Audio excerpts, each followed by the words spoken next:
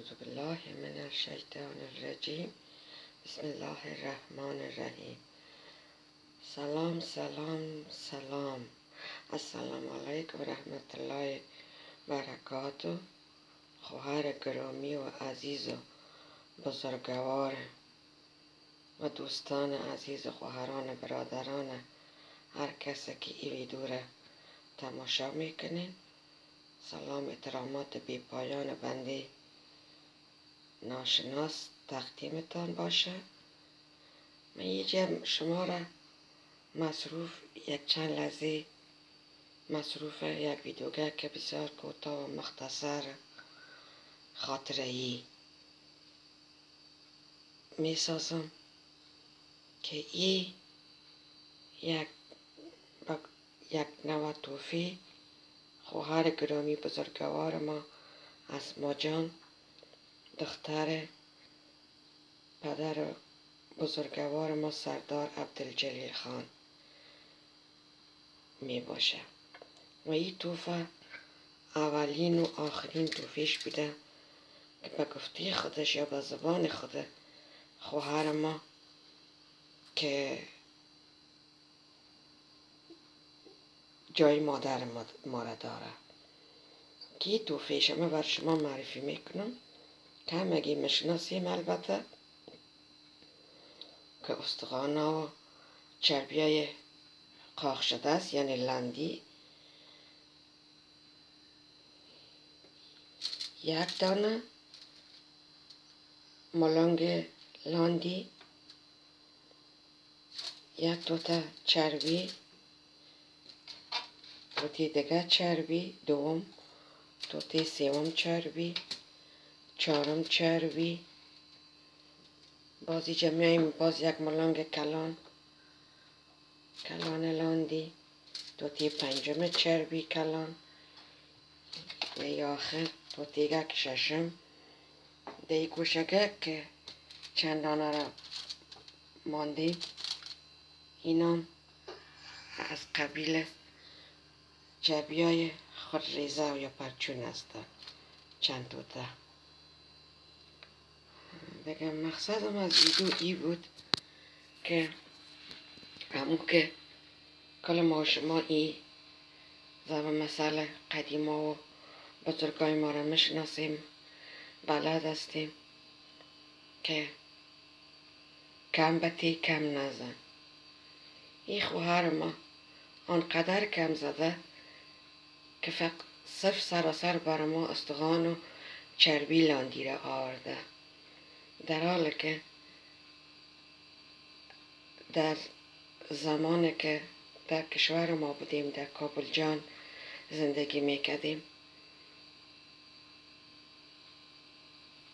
بهترین غذا و خوراک از هر نگاه از الف تا یا در خانه ما بود و همه فامیلای پدری و مادری خوار برادرایم نوش جان میکردن، به شمول سفره عصرانه که یک عصرانه ما بسوی شینی خوری بود، شینی خوری های امروزی. خلاصه هم تو که گفتم برای چون که وقت زیاد ضایع نشه، شما باید زیای وقتتان نشده و از خود همچنین این خواهر من قدر از من قرضدار احسانایم است که حسابش پیش خداوند است و نه پیش من. برای اولین دفعه ای توفیش است و شما خودتان ببینین، قضاوت کنین. شما را به خدا که آدم جای از فرانکفورت آمده، مخوار دومی پدر مادر خود هستم، اولادشم خوار دومی اسما میشم لیلا، که از فرانکفورت ایجا پیش ما آمده به این رای دور، این توفیش بوده که برای ما آورده، در حالی که تا زمانی که در کابل بودیم، اما تو که گفتم قبلا، بیترین خوراکای صبحانه در سرخان ما بود. نان چاشت همچنین، عصریه همچنین، شام همچنین. اینا همش در گرد ما بودن همی خواهرها و برادرایم، پدر و مادرم، فامیلای پدریم، مادریم، خسرانا همگی. نانی که در خانه من میخوردن در خانه خود هرگز نداشتن، در هیچ جایی نمیخوردن. اون نانی که در اون زمان اینا در سرخان من نوش جان میکردن، امروز امون نانه اگر صبحشان است، ظهرشان است، عصرانه را فکر نکنم بشناسن و شبشان است.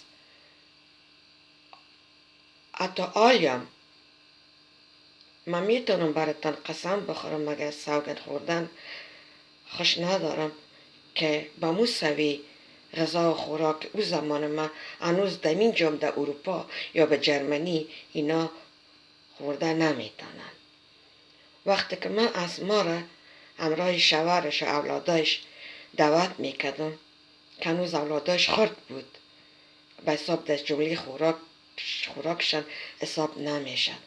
من خودم صبح ملازان صبح وقت مجرد که به کدام ساعت میفهمیدم که قصابی باز میکنه که باش گوشت خوب زود خلاص نشه، خودم میرفتم یک دانه ران گوسفند، چون که مبجز از ران گوسفند دیگه هیچ چیز دیگه ما پخته نمیشد، فقط ران گوسفند بود. حتی گوشت کوفته یا مرغ زنده را که میکشته، مرغ تازه، خلاصه دیگه گوشتات در خانه من پخته نمیشد و نمی آمد. من یک دانه رانه باید یک نیت و باید یک اخلاص رانه گوسفنده من از قصابی میخریدم و می آمدم خانه، سر بر اسمایشان من پخته میکردم و نوش جان میکردن. حالا شما خود ببینید این یک مثال بود، یک مثال بسیار کوچک بود از گو غدودش که براتان از او زمان ها قصه کردم. حالا شما خود ببینید و قضاوت به دست شما که همت یک چیز آدم جای توفه میبره، حتی به بیگانه آدم نمیبره، چون که گفتن چیزی که به خود نمیپسندی به دیگران نیز مپسند. دیگه این یک طور یک سند یک ثبوت این ویدیو را گرفتم که خودشان میفهمد که من این چیزا را در زندگی نخوردیم و نمیخورم. دیگه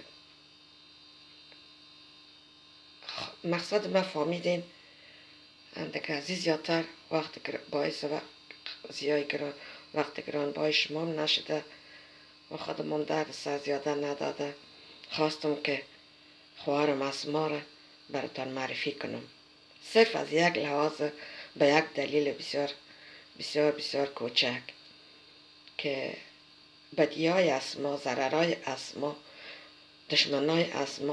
دشمنیهای اسما، حسادتایش، تقلیدایش، بدنیتیش که سیمه داشته از آوان کودکی الا الحال تا هنوزم خصوصیات زیاد زیاد زیاد منفی داره که چقدر زخمای ای به من زخم زده به اندازه. دیگه فعلا به میجا اکتفا میکنم. مقصد من می بود که یک مثال کوچه از حالی که نان یافته نان میخوره و بازم براتان گفتم اون نان خانی مرا دمی اروپا خورده نمیتونه نخورده و نمیتونه خورده. من براتان به نام الله قسم یاد میکنم، مطمئن هستم به گفتار خود، به اقرار خود، به همه چیز خود، به قلب صادق خود، به قلب پاکم، به قلب مهربانم که قدر است ما زیر بار قرضای مگورز تا که زنده است ادا کده نمیتونه. و ای توفیقه کشم از این توفیقشم 1 سال شد ایر بر من سال گذشته در سال 1400 هجری شمسی شب نوروز آمده بود ایجا که ای کاش که خداوند نمی آوردیشه